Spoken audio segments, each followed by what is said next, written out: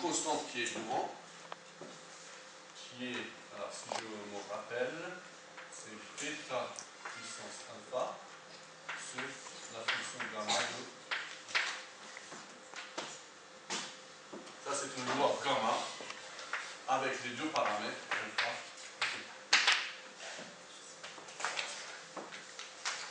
Alors, suivant la valeur de alpha et la valeur de bêta, vous allez avoir les formes différentes. Par exemple, si vous mettez alpha égale 1, ça va faire quoi? Exponentielle. Alpha positive, ça va faire ça. Alpha négative, ça va faire quelque chose qui va être d'autres formes qui donc, Gaussien tronqué.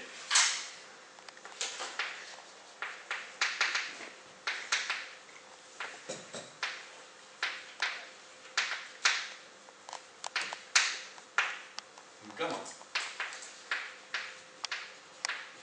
Mais vous pouvez, il y en a plein d'autres chocs aussi.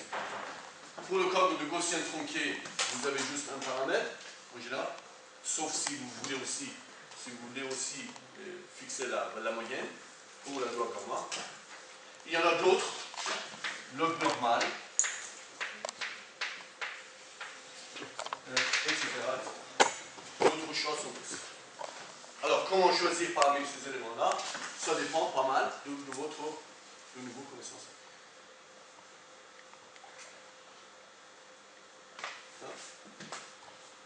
Exemple 6.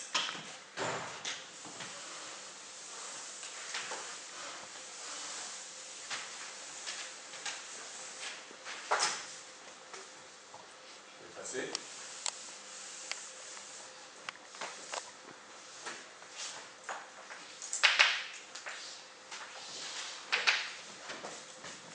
Alors, regardez, je vais dessiner quelque chose comme ça.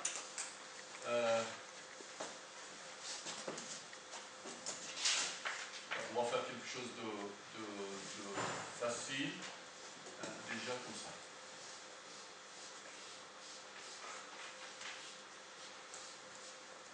Ici, c'est les intervalles, ils peuvent être très différents. Ça.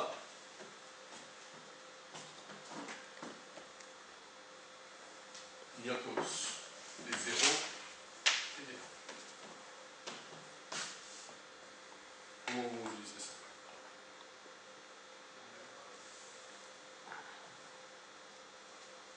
Bien, un autre exemple que je vais vous donner, juste en dessous. Pareil, c'est pareil, 0, 1, 0, 1, 0, 1, 0, 1, mais bon, c'est pas la peine de compliquer, on regarde ici. Comment vous utilisez ça? C'est Bernoulli, premier modèle, Bernoulli. Autrement dit, quoi? La probabilité pour que Fj soit égal à 1 égale à alpha, la probabilité pour que Fj soit égal à 0, c'est 1 moins alpha. Et ici, oui. Est-ce que l'indice J va correspondre à l'instant d'échantillon? C'est si je prends quel que soit J, c'est le modèle de Bernoulli. Maintenant, vous pouvez me dire que, attendez, si ici c'est J et ici c'est J plus 1, ça va dépendre. Là, c'est un modèle, pour l'instant, on n'a pas parlé de dépendance. Vous pouvez rajouter donc cette dépendance, et dans ce cas, vous aurez une chaîne de Markov. Autrement dit, vous devez définir quelle est la probabilité pour que Fj soit égal à 1. Par exemple, les lois conditionnelles pour lorsque je sais que Fj moins 1 est égal à 0 ou est égal à 1. Alors ici, quand j'ai mis 0 et 1, ça pourrait être n'importe quelle combinaison de 0 et 1. Et évidemment, il faut après, à partir de là et de là, vous en déduisez quelle est la loi de probabilité d'observer le schéma. Cet exemple que je viens de donner pour deux cas, 0, 1, vous pouvez l'étendre pour le cas avec K valeur.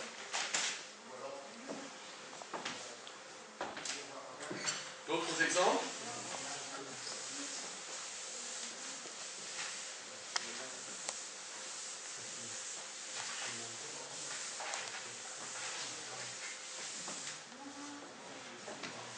Exemple 7. Regardez ce que je vais dessiner. C'est important aussi.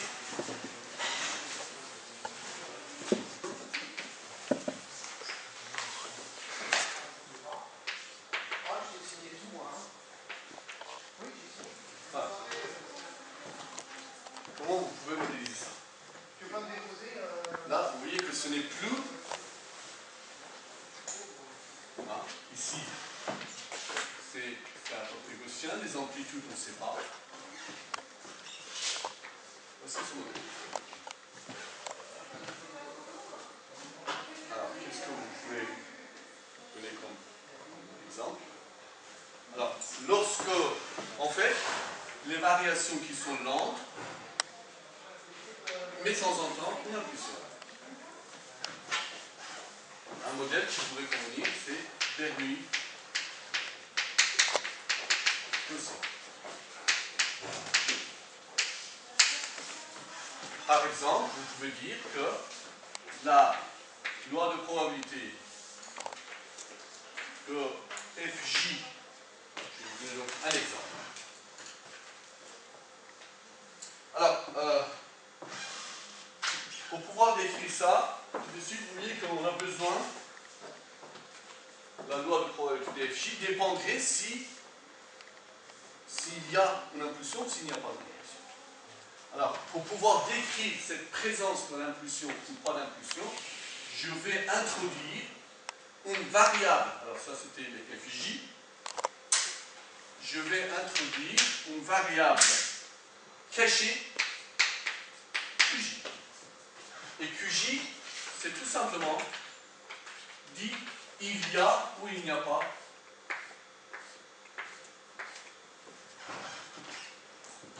Il y a ou il n'y a pas d'impulsion. Donc maintenant, QJ c'est soit 0 soit 1. La probabilité pour que QJ, on va prendre donc la même chose ici, la probabilité pour que QJ soit égal à 0,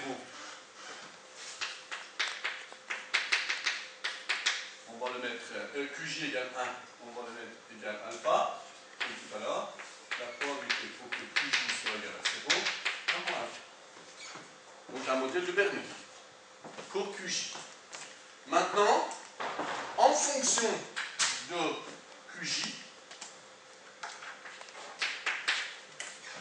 suivant que QJ soit 0, QJ soit égal à 1, le comportement change. Par exemple, lorsque QJ est égal à 0,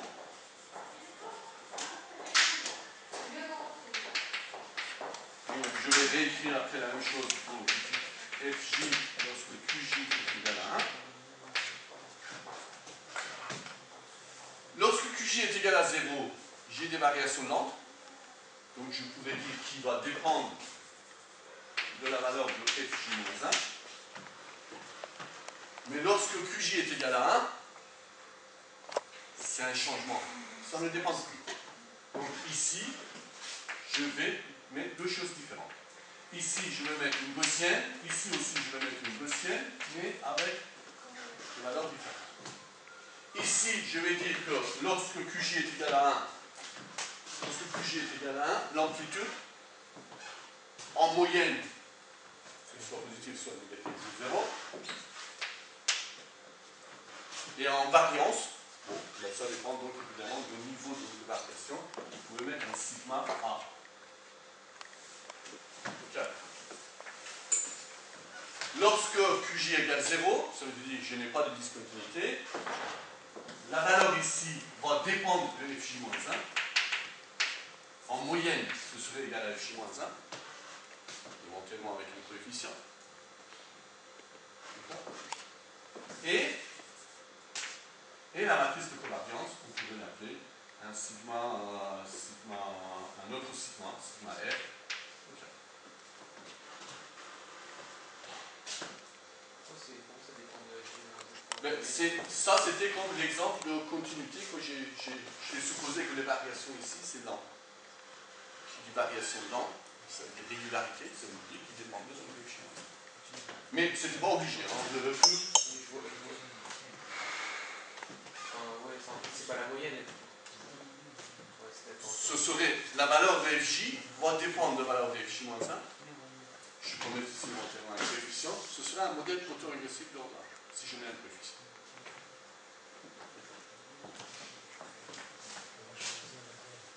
D'accord? Ben non, c'est les deux. Il faut utiliser les deux en même temps. Donc à partir de là, on va pouvoir écrire la loi de probabilité de F connaissant Q. On doit pouvoir écrire la loi de probabilité de Q. Et ensemble, on va en déduire la loi de probabilité de F.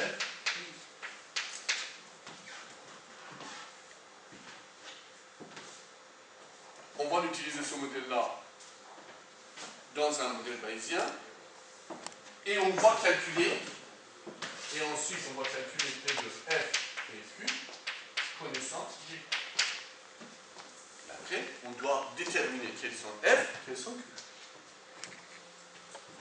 Donc lorsqu'on va déterminer les valeurs de F, on part de l'estimation.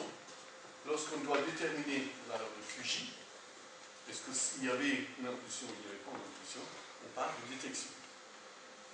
Donc on se ramènera à un problème de détection d'estimation.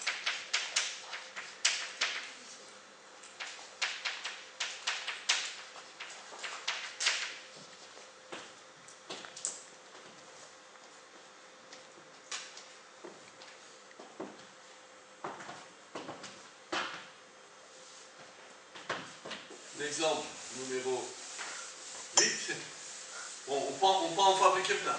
Mais ce que, à travers donc, ces exemples, je suis en train de vous donner, c'est comment traduire en langage mathématique des choses qu'on pourrait connaître sur un. Alors ça, on appelle un signal. Alors là-bas, on pourrait l'appeler un signal impulsionnel, un signal positif. Ici, on pourrait dire que c'est un signal qui est entaché donc des bruits impulsionnels.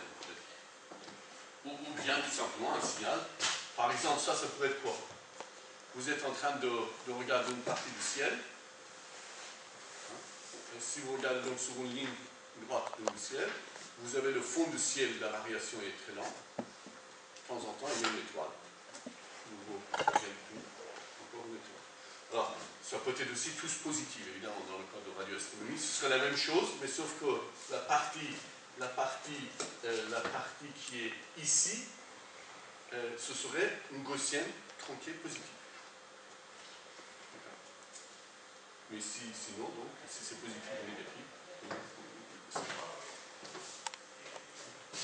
alors, exemple numéro 8. Je vais vous dessiner donc un signal, et vous allez me dire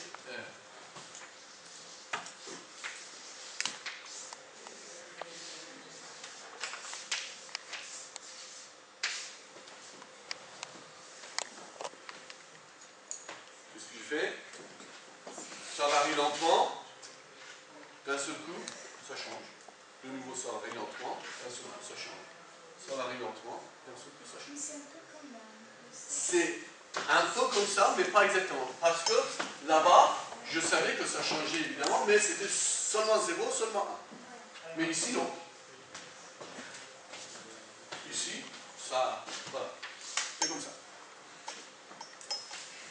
Alors, un petit astuce. Si vous dessinez ici, ça c'est f de t.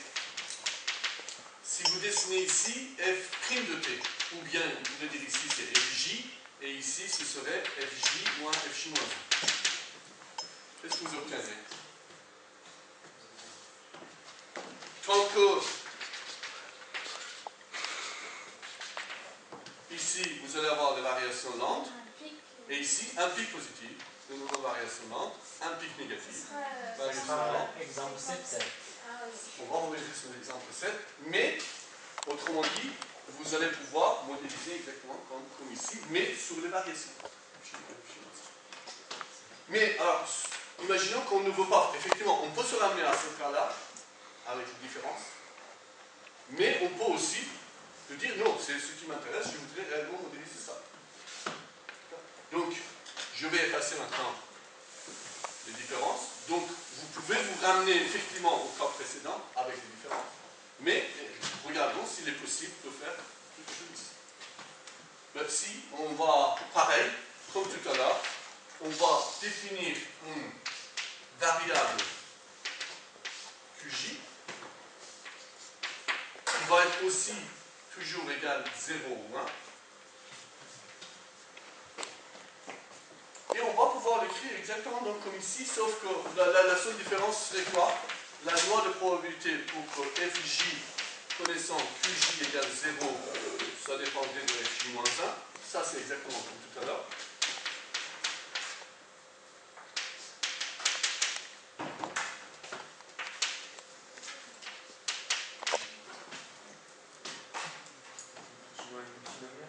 Comment? Non, non, non. Alors, et pour FJ, sachant QJ égale 1,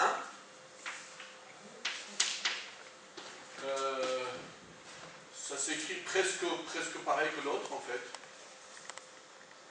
Quelle est la différence? Alors, attendez. Donc, ici, alors, en fait, les différences vont apparaître après lorsque je voulais écrire donc, les corrélations. Donc, ici, pareil, une gaussienne avec la moyenne qui serait, cette fois-ci, lorsque QJ est égal à 0, la moyenne, ah non, voilà, donc la moyenne qui vont changer.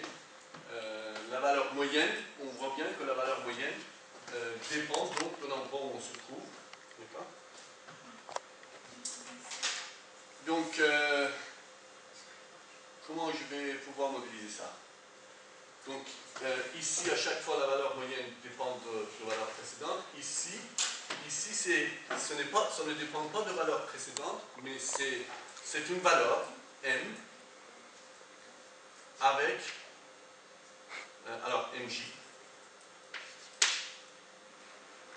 avec, ici, un sigma.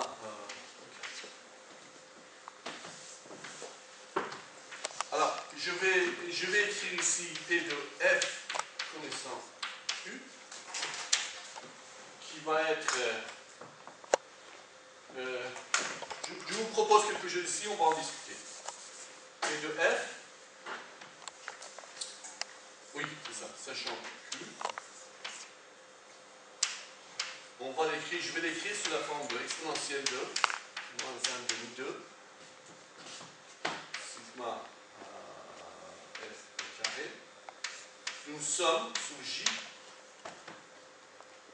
de 1 moins QJ. Donc 1 moins QJ, FJ. Voilà. J'ai un petit peu. Donc voilà, c'est ça. Une solution serait ça. FJ moins 1 moins QJ, FJ moins 1. Ok.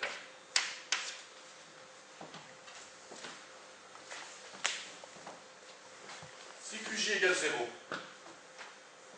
ça va faire FJ moins 1 au carré.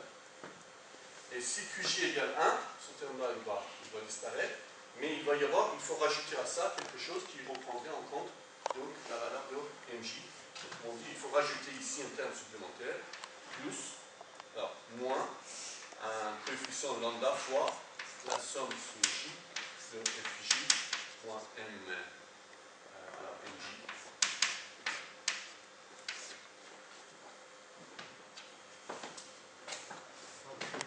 D'accord? Fois QJ, vous avez ça. Et si MJ était égal à 0, si on choisit donc MJ égal à 0, évidemment les choses sont simplifiées. Donc en tout cas, à travers donc, ces différents exemples, vous avez vu comment on arrive à traduire ce que... Alors, rappelez-vous, nous sommes en train de modéliser l'a priori. C'est-à-dire avant même de faire de mesure. Donc vous voyez que les formes des signaux que je viens de dessiner, j'ai juste une idée de la forme des signaux que ça peut se présenter. Et donc ça, je le traduis. Alors, je vais vous donner donc les vocabulaires qui sont nécessaires. Donc je peux résumer maintenant à travers ces exemples. Il y en a d'autres dans le polycopier que vous pouvez trouver donc sur votre page web. Vous en avez une vingtaine d'exemples de situations encore diverses. Donc, alors, en gros, comment on peut les classifier tout ça? Première catégorie des classes, c'est ce que j'appelle modèle séparable. Ça veut dire quoi? Ça veut dire que P de F s'écrit comme le produit de J de F. Ça veut dire qu'il n'y a pas de dépendance, il n'y a pas de corrélation entre les différentes flèches. Donc, opposé à ça, c'est les modèles markoviens.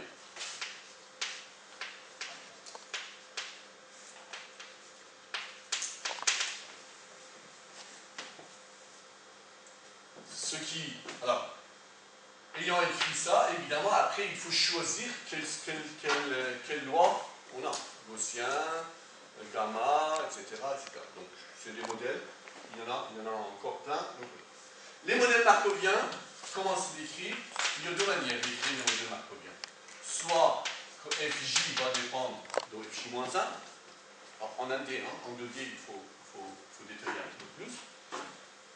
Et évidemment, à partir de là, la loi de F va s'écrire de manière plus complexe. Par exemple, va s'écrire, si c'est une chaîne de Markov, va s'écrire P1 de F1, ensuite le produit de P de Fj, ça c'était pour un exemple, exemple de chaîne de Markov. Chaîne de Markov d'ordonnance.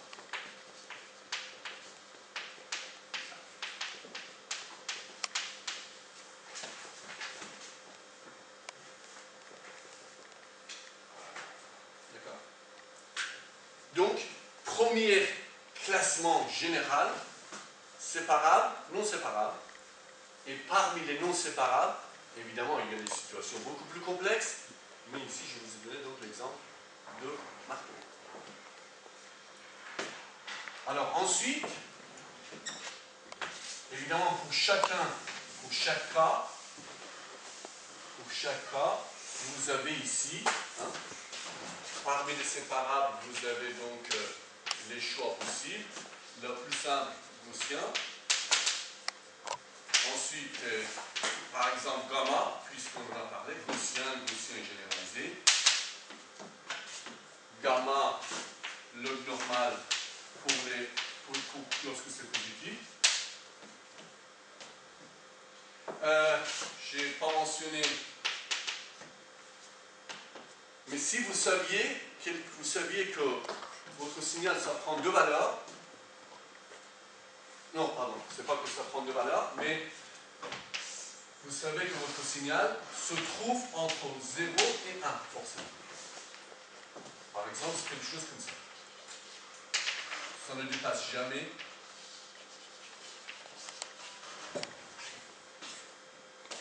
On peut choisir une loi bêta. Loi bêta, ça s'écrit Fj, s'écrit Fj, alors proportionnel à.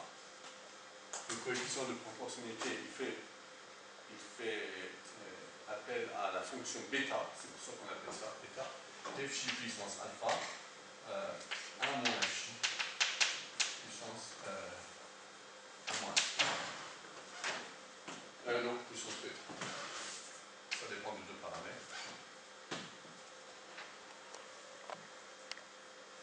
Suivant les différentes valeurs de alpha et bêta, si vous mettez alpha égale 0, bêta égale 0, vous obtenez quoi?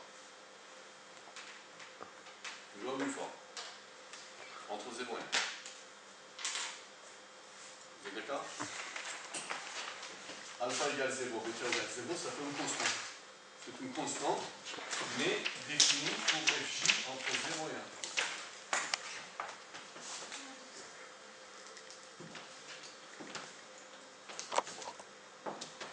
Bon, il y en a plein d'autres. Hein. Je ne vais pas mentionner de tout ça. Voici donc des exemples. Pour la deuxième catégorie, pareil. Tout dépend donc du choix donc, de ces lois. Si vous choisissez gaussien, vous pouvez parler donc de Gauss-Markov.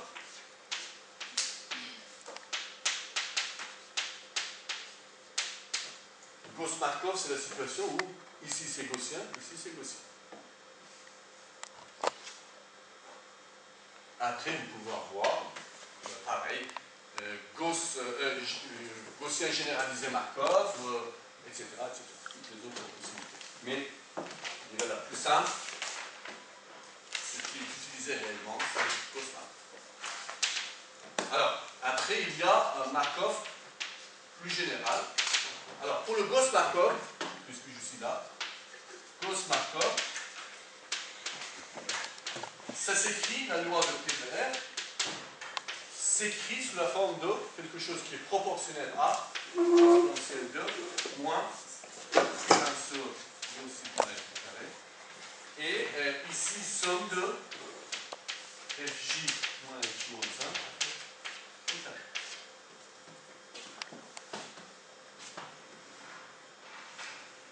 Alors maintenant, si c'est Markov plus général, vous aurez ici P de R, proportionnel à, exponentielle 2, moins un coefficient. Cette fois-ci, je ne vais pas mettre 1 sur sigma 2 parce que sigma, ça a un sens pour le code gaussien. Et ici, une somme. Ici, ce serait une fonction qui dépendait de fj et de fj moins.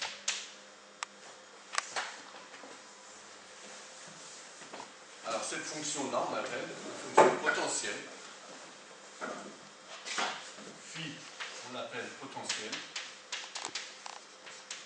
Je vous en parlerai un petit peu plus sur les détails sur ces modèles de Gauss-Markov, sur les modèles markoviens. Et l'ensemble de ce qui est ici, qui est U, on l'appelle énergie.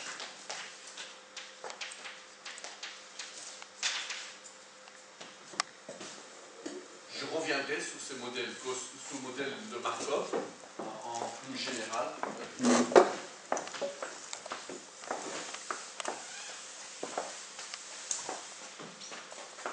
Donc, troisième catégorie,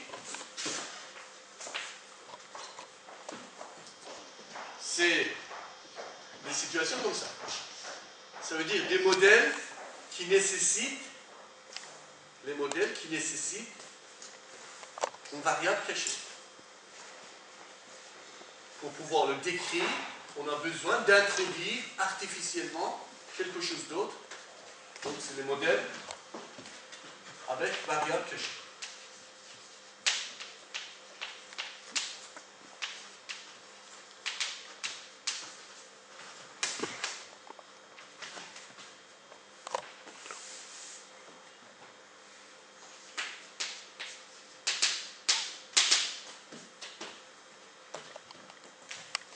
Alors, parmi les variables cachées,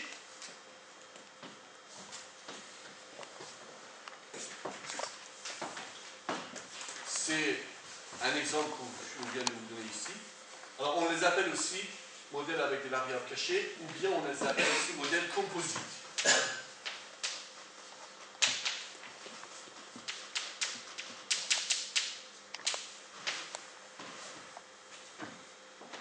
Le mot variable cachée, on comprend. Composite, ça aussi on comprend parce qu'il y a autre chose, il y a d'autres variables qui interviennent pour décrire la loi de Pauli. Alors, parmi les variables cachées,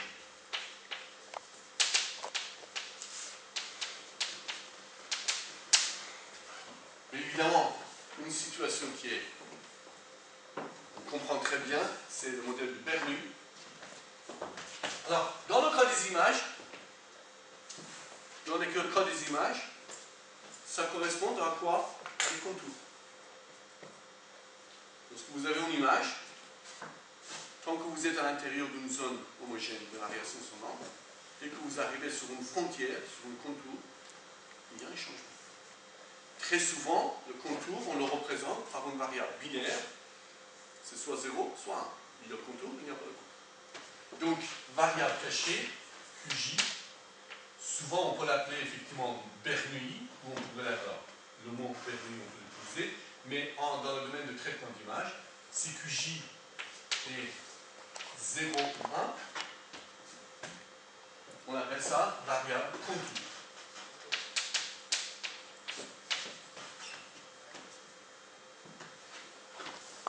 Vous pouvez aussi choisir QJ, quelque chose qui serait entre 0 et 1, ce que vous pouvez l'appeler un contour avec un niveau. Quand c'est 0, ça veut dire qu'il n'y a pas du tout de contour. Quand c'est 1, ça veut dire qu'il y a vraiment un contour. Et quand c'est entre 0 et 1, vous pouvez dire qu'on est dans une zone de transition. Vous pouvez l'appeler contour mou.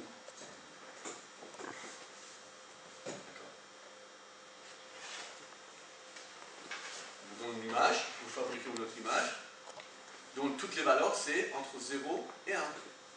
La plupart du cas, c'est 0, ça veut dire qu'il n'y a pas de contour. Un certain nombre de moments, c'est 1, ça veut dire qu'il y a vraiment un contour. D'autres valeurs, c'est entre 0 et 1, vous pouvez l'appeler un contour. Alors, d'autres variables cachées, qui va être l'extension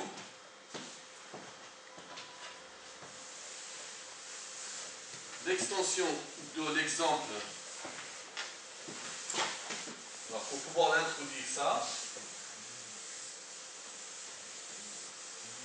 je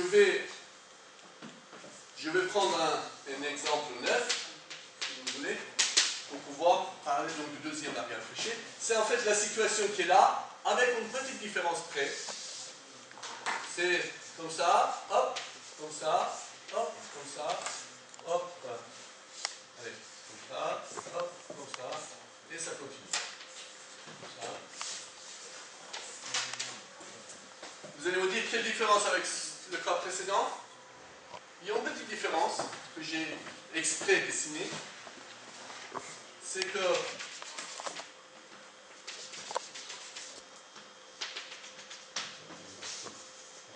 ici aussi.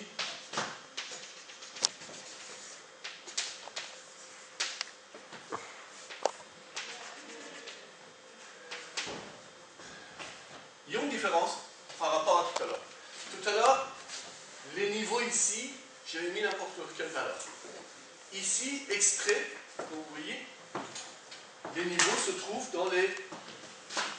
Autrement dit, si vous dessinez l'histogramme, vous allez voir quelque chose comme ça, le niveau quelque chose comme ça, le niveau quelque chose comme ça, le niveau quelque chose comme ça.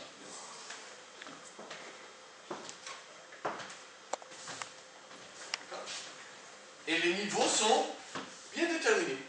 Un nombre de niveaux bien défini. Imaginez une image.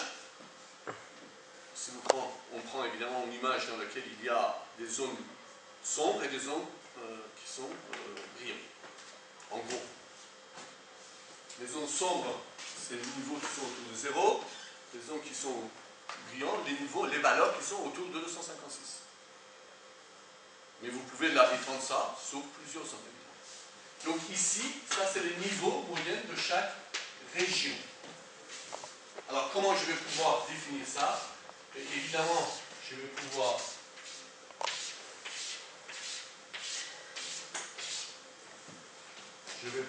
dire, bon ben, si j'introduis une variable cachée que je pourrais appeler ZJ qui prendrait des valeurs de 1 jusqu'à grand K,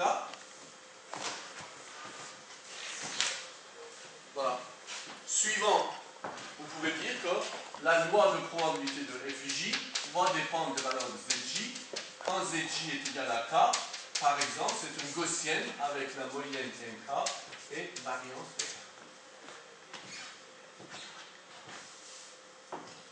Ça, c'est Z égale 1.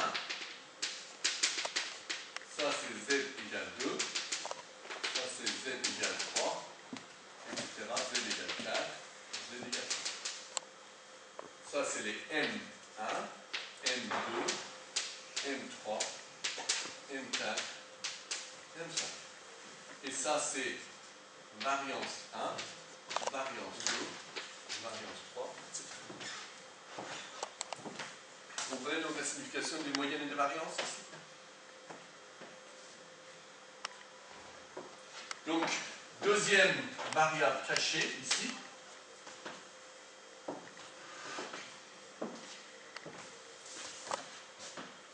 Regardez en même temps qu'est-ce que vous êtes en train de faire. Toutes les valeurs qui sont ici se trouvent z égale 3. Toutes les valeurs d'ici, ici c'est z égale 3. Ici c'est toutes les valeurs qui sont ici z égale 4. Ici c'est z égale 1. Et ici c'est z égale 5, etc. Si vous dessinez quelque chose qui donne les valeurs de z, en fait c'est une segmentation que vous êtes en train de faire. Si je vous donne une image et dans laquelle vous fabriquez une autre image, et à chaque fois vous me dites, ah, toutes les pixels qui sont dans cette zone-là correspondent à z égale 1. Toutes les pixels qui se trouvent dans cette zone-là correspondent à z égale 2. Et pour les z égale 1, égale 2, égale 3, vous mettez une couleur, vous êtes en train de faire ce qu'on appelle segmentation d'image. Et chaque zone, on appelle une région.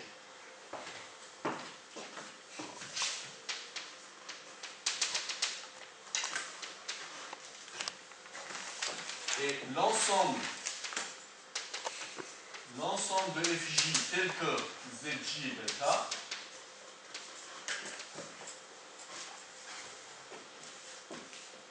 l'ensemble des pixels, l'ensemble des pixels pour lequel ZJ égale K, ça forme une zone homogène qu'on appelle une région.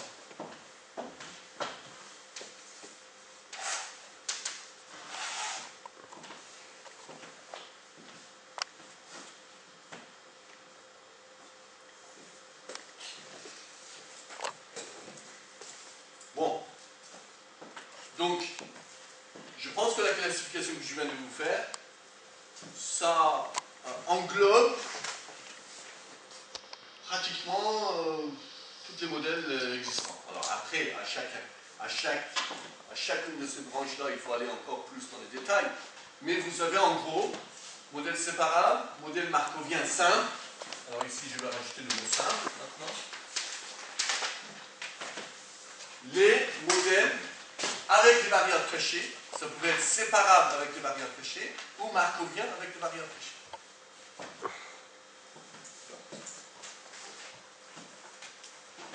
Voilà donc un petit peu une panoplie de toutes les possibilités. Et ce dernier modèle-là, que je viens juste vous décrire très sommairement, on va y rentrer donc un peu plus dans les détails, c'est un modèle que j'ai proposé il y a maintenant pratiquement une dizaine d'années, qui convient très bien pour les applications d'imagerie dans lesquelles l'image qu'on cherche à fabriquer, on sait que ça correspond à un objet qui est fabriqué de quel matériau possible. Alors, en imagerie médicale, évidemment, tissu mou, tissu os. En contrôle non destructif, vous avez un objet métallique. Vous regardez, est-ce que c'est de l'air, est-ce que c'est du métal, est-ce que c'est du liquide. Vous avez dans une valise plein d'objets que vous passez à l'aéroport. Vous voulez voir à l'intérieur de cette valise. La plupart de tous les objets qui sont dedans, vous pouvez les classer en cas matières différentes. C'est un modèle qui est extrêmement riche. On reviendra sur les détails de ce modèle-là. Et c'est ce modèle-là que depuis une dizaine d'années, on est en train d'appliquer dans bien divers domaines d'application, qui soient en tomographie, qui soient en imagerie, en radioastronomie, qui soient en imagerie, en géophysique, qui soient dans bien du domaine de l'imagerie qu'on utilise dans ce modèle. Donc, en gros, modèle séparable, modèle markovien, un modèle avec des variables cachées. Alors, il va y avoir deux cas encore. Le modèle même peut être gaussien, séparable ou pas séparable, et la variable cachée peut être aussi séparable ou pas séparable. Donc il va y avoir encore 4 cas à considérer. Et parmi les variables cachées, les choses qui sont très courantes en imagerie, les variables contours et les variables, je dirais, l'étiquette. Alors on appelle ça aussi étiquette des régions. Le mot étiquette, ou en anglais labels. Et estimer Z, ça revient à faire la segmentation. Estimer F, tout à l'heure je vous ai parlé d'estimer Q, on appelle souvent donc de détection, le mot détection. Estimer F, on parle de l'estimation, et estimer Z, on parle de la segmentation ou classification. Le mot classification ou segmentation. On reviendra un petit peu plus dans les détails de signification de tous ces mots-là. Hein? Si on vous donne une image, et on vous demande donc de faire la segmentation, ça pourrait être effectivement de déterminer, estimer Z. Quels sont les pixels pour lesquels Z égale 1, quels sont les pixels pour lesquels Z égale 2, etc. Voici donc les vocabulaires et les mots. On reviendra donc sur les détails de chacun de ces modélisations. Des questions jusque-là? Bon, donc tout à l'heure, on ne va pas continuer donc dans la modélisation. Je vais revenir sur. Vous voyez ici dans chacun de ces modèles-là, il y a des paramètres. Par exemple ici, lorsque je n'ai que MK et VK, les MK et VK, on ne connaît pas. Ou dans les modèles même les plus simples, un modèle gaussien, j'ai mis sigma au carré. Mais le paramètre variance, on ne le connaît pas. Dans les modèles markoviens, il y a le coefficient de corrélation, ou bien les modèles de Markov, les paramètres, on ne les connaît pas. Donc il y a un problème aussi, comment déterminer, d'accord, c'est très bien, donc cette modélisation-là, c'est très riche, mais tous ces modèles-là dépendent des paramètres qui sont souvent inconnus. Lorsque les paramètres, on les connaît, on appelle ça un modèle supervisé. Lorsque les paramètres ne sont pas connus, souvent c'est le modèle non supervisé, et dans les problèmes inverses, souvent donc, les problèmes sont non supervisés, et il faudra qu'on s'occupe aussi donc, de l'estimation de ça. Une petite pause.